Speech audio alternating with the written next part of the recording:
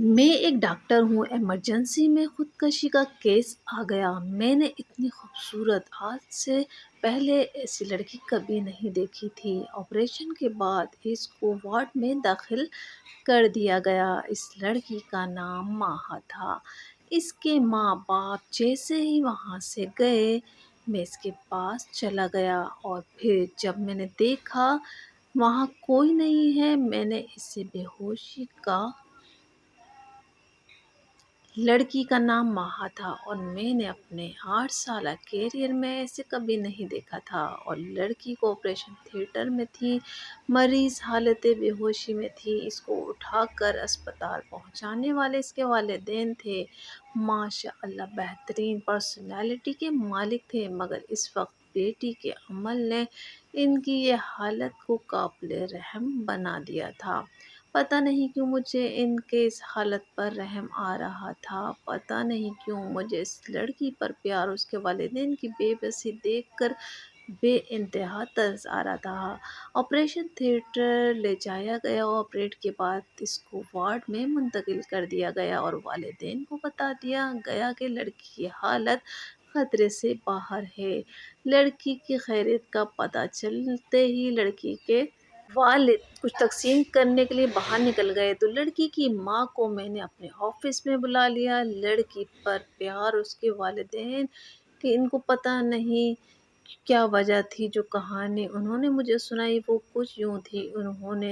ان کی ماں نے مجھے کہانی سنائی کہ اس لڑکی کا نام ماں ہے، اور ماں ٹیکسٹائل انجینئر کر رکھی ہے۔ پڑھائی کے بعد والدین کی خواہش تھی کہ وہ اپنے گھر کی ہو جائے، اس لیے انہوں نے اس کی پسند ہی کے مطابق پوچھا، تو ماہا نے مشرقی لڑکیوں کی طرح فیصلے کا اختیار اپنے ماں باپ کو دے دیا۔ والدین نے کئی رشتے، ماہا کے رشتے کی بات چلائی۔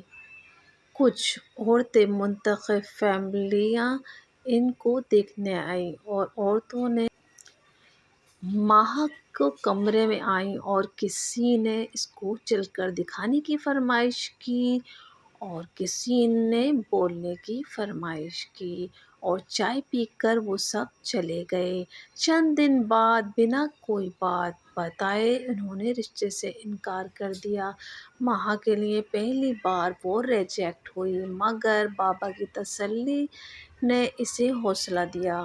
یہ صرف پہلی بار تھا جب وہ ریجیکٹ ہوئی، یعنی کہ فرمائش کی اور چائے کھا پی کر فارغ ہونے کے بعد اجازت چاہی۔ 3 دن انتظار میں رکھنے کے بعد یہ کہتے ہوئے انکار کر دیا کہ لڑکی کو مہمان نوازی نہیں آتی، کیونکہ اس نے لڑکی کے ماں باپ کو ٹیبل سے اٹھا کر ہاتھ میں چائے پیش نہیں کی، بلکہ عام مہمانوں کی طرح ہی چائے پیش کی۔ پھر انہوں نے اجازت چاہی۔ انکار پر ماہا کے ساتھ ساتھ انہوں نے بھی اللہ کی مرضی سمجھ کر سب نے صبر کیا۔ ایک نئی فیملی آئی۔ اس فیملی کی خواتین نے بیٹھتے ہی انہوں نے ماہا کے جوتے تک اپنے ہاتھوں سے اتروائے، بیٹھے بیٹھے ہاتھ دھلوائے، اور چائے کی پیشکش بھی کی۔ اس فیملی نے ہفتے بعد یہ کہتے ہوئے انکار کر دیا کہ آپ کی بیٹی پر جنات کا سایہ ہے، ورنہ کوئی میزبان پہلی بار گھر آئے اپنے ہاتھوں سے اس کے جوتے اتارے۔ اس کے بعد سال میں بہت سے رشتے دیکھنے آئے، مگر کوئی بھی آتا، کوئی ایک نکال کر چلا جاتا۔ ایک فیملی آئی۔ انہوں نے لڑکی کو باقی ہر لحاظ سے ٹھیک قرار دیا، مگر یہ کہتے ہوئے انکار کر دیا کہ دیکھ کر رہیں، ماہا کی عمر زیادہ ہو گئی ہے، اور احسان جتاتے گئے کہ اگر آپ زیادہ مجبور ہیں تو ہمارا ایک اور بیٹا ہے، اس کی ایک دکان ہے، اس کے لیے آپ ماہا کو قبول کر لیں۔ اتنا کہتے ہوئے وہ سب چلے گئے، اور ماہا سسکیاں لے کر رونے لگی۔ ماں کتنی مجبور ہوتی ہے، اور میری بیٹی کا سارا دن میرے سینے سے لگ کر روتے ہوئے گزری۔ وہ کہتی رہی کہ ان لوگوں کے معیار تک آتے آتے میں اور زیادہ بوڑھی ہو گئی ہوں، جانے کب اس دنیا کو الوداع کہنے کا اس نے فیصلہ کر دیا۔ کیونکہ وہ کہتی تھی کہ میں منحوس ہوں، میرا سایہ میری بہن اور والدین کی دہلیز پر اسے پورا کر دے گا۔ میں ڈاکٹر تھا اور ماں کی والدہ کو پانی پلایا، انہیں تسلی دی اور پیچھے سے ان کے والد داخل ہوئے کہ ماہا ہوش میں آ گئی ہے۔ سب نے ماہا کو سینے سے لگا کر اس سے بہت زیادہ پیار کیا۔ ماں کو چھوڑ کر وہ باپ کے گلے لگی۔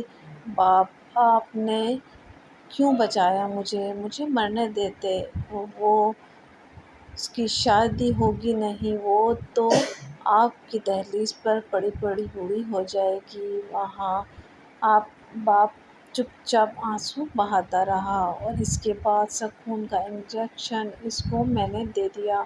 ماہا کے والدین جب واپس آ گئے، میں نے ان کی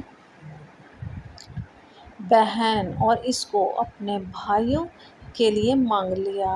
ماہا کے والدین کی آنکھیں اچانک برسنے لگیں، مگر اس بار یہ خوشی کے آنسو تھے۔ میرے دونوں بھائی ڈاکٹر ہیں، میں نے اپنا فیصلہ انہیں سنا دیا تھا اور وہ بھی ہاں کر چکے ہیں۔ آخر میں آپ لوگوں سے التجا کرتا ہوں کہ آپ شادی عورت سے کر رہے ہوتے ہیں، کسی حور سے نہیں۔ خدا را کسی کی بیٹی کو اس طرح سے آپ منع نہیں کیا کریں۔ ڈاکٹر ہونے کی حیثیت سے میں کہہ رہا ہوں کہ ان میں بنا کسی وجہ سے آپ کسی کو اس طرح سے منع نہ کیا کریں۔